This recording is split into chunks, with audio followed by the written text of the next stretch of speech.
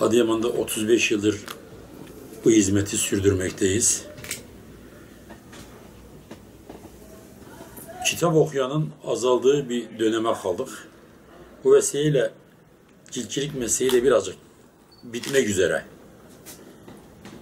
Hazır matbaaların yapmış olduğu seri haldeki kitap üretimi, cilt üretimi, ciltçilik mesleğini biraz öldürdü. Bir de insanımızın okuma yazma zevki ve hevesi pek kalmadı. Dolayısıyla ciltçilik mesleği artık son günlerini yaşıyor diyebilirim. Adıyaman'da 35 yıl evvel bu işe başladık. İnsanımız okuma yazmayı çok severdi. O sevdiği günlerde ciltçilik mesleği çoktu.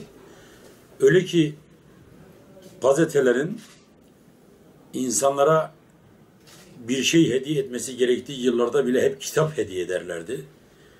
Ansiklopedi hediye ederlerdi. İşte o hediyeleri ciltlerken bile işler çok iyiydi. Mücellitlik, ciltçilik iyiydi. Ancak şimdi gazeteler kendileri de kitap okumayı ve kitap dağıtma hevesini kaybettiklerinden artık Türkiye'de adeta okuma, yazma seferberliği başlamış gibi insanlarımız pek okumadığından, kitap okumadığından, ansiklopedi araştırmadığından, onlara müracaat etmediğinden yıpranmayan kitaplar ve yıpranmışsa mevcut internetten ve bilgisayardan faydalandıkları için çok aralar kalmadı kitapla neslimizin. Dolayısıyla ciltçilik mesleği de yavaş yavaş bitmeye yüz tuttu.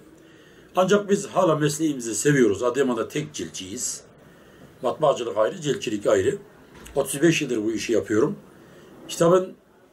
Kitabı çok sevdiğimden, kitabın ne kadar önemli olduğunu bildiğimden de bırakmak da istemiyorum. Ancak işe sadece para yönüyle, çalışıp para kazanma yönüyle baktığımız zaman hemen kapatmamız lazım. Fakat kitabı çok sevdiğimiz için, hala o kağıt kokuları burnumuzda tüm tüttüğü için ciltçiliğimize devam ediyoruz. Bize gelen ciltler daha ziyade yıpranmaya yüz tutmuş ama tarihi özelliği olan, mutlaka saklanılması gereken, hatıra olarak bulundurduğumuz kitaplardan, defterlerden, evraklardan müteşekkil bir ciltçilik yapıyoruz. Kur'an-ı Kerim'i getiriyor adam, şu ücrete ciltçileriz dediğimiz zaman o ücrete Kur'an'ın kendisinin sıfırını gidip kitapçıdan temin edebiliyor. Dolayısıyla ciltçilik mesleği yavaş yavaş bitmeye yüz tutmuş durumda.